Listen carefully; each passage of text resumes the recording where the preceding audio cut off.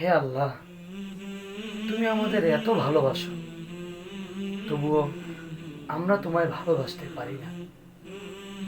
তুমি আমাদের এত ক্ষমা করো, তবুও আমরা গুনাহ ছাড়তে পারি না। তুমি আমাদের এত রিজিক দাও, তবুও আমরা শুকরিয়া আদায় করতে পারি না।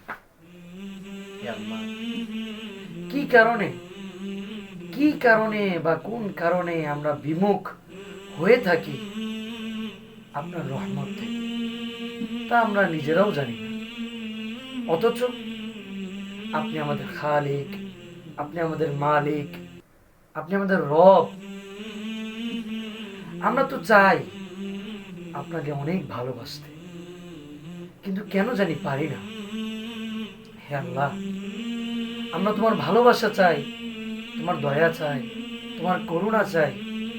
আল্লাহ, আমাদের এই সমস্ত চাওয়াগুলিকে আল্লাহ তুমি পূরণ করো।